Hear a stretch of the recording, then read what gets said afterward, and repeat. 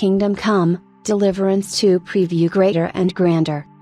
It feels insane that I wrote a hands-on preview of Kingdom Come, Deliverance 7 years ago, following a trip to Hever Castle. It's not insane that I wrote the preview. I was interested in Kingdom Come, Deliverance for quite a while.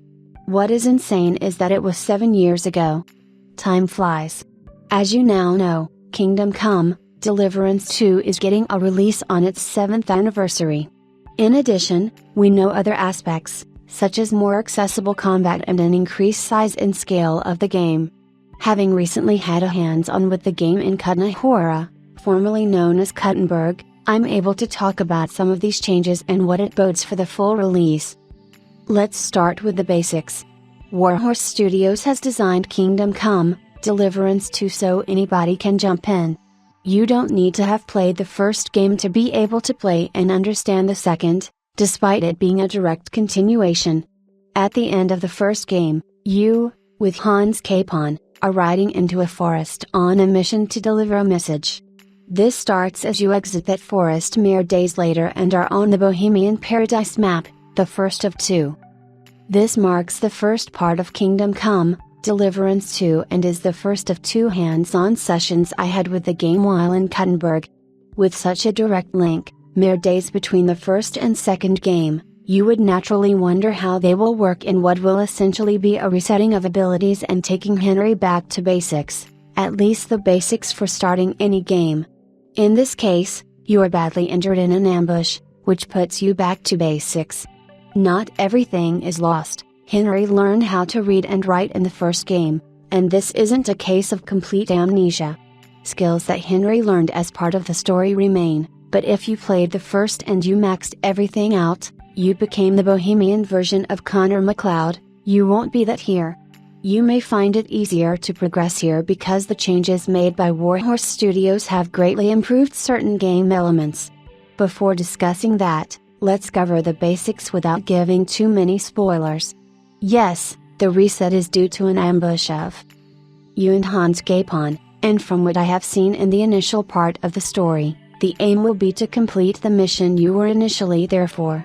You are there to deliver your message to Trotsky Castle, but in that ambush, you have lost everything, and naturally, the only sign of being there were seals to prove who you were, all lost. It's time to work your way up. In my first few hours, seeing how the game brought you either into, or back into, the world was interesting. I would argue that it is more than welcoming to new people, as it organically introduces you to several mechanics. The second gameplay session I had put me later in the game, in Kuttenberg itself, gave an excellent example of how certain quests could change and how choices, and even the inability to do something, can have consequences as quest lanes go on. I won't go into the full details of it, but this quest puts you in the middle of 2 factions looking to run a sword fighting training school. During the quest, you'll have a few routes to progress. I tried the sneaky route, stealing an item, but I was spotted, which resulted in a penalty on my side in a tournament. What I will say from this is just how big Kuttenberg is. Sasay, with the monastery, is the most significant area in the first game. Kuttenberg, in this, is considerably larger. With its bustling nature, roaming around the city makes it feel alive.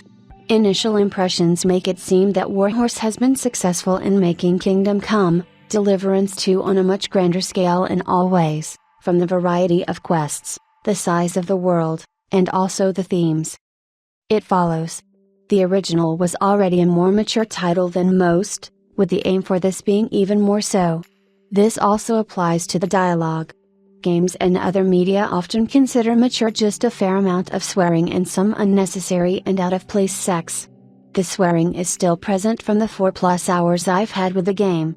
Still, the dialogue feels fantastic, and character development certainly feels strong, with a particular note to the conversations between Henry and Hans. Even the other conversations I've seen feel more natural. Dramatically improved animations further enhance it. Including motion capture on faces adds to the immersion of these conversations and the game, with a much improved overall visual quality and added animations throughout. Combat also looks smoother, with an increased variety of weapons and improved unarmed combat with further actions on how you're punching during your bar fights. In addition to the improvements in combat animations, the fluidity of combat works better. Having recently replayed the original, the sequel is certainly more accessible. However, it manages this without weakening what is the best melee combat system in any RPG. You will still be using combos, feints, parries and more, targeting specific areas of an enemy to catch them off guard. 10 hours of recorded music with a full choir support all of this. I heard a few of the coming tracks, which will further enhance the immersion of Kingdom Come, Deliverance 2 and add to the improvements mentioned above.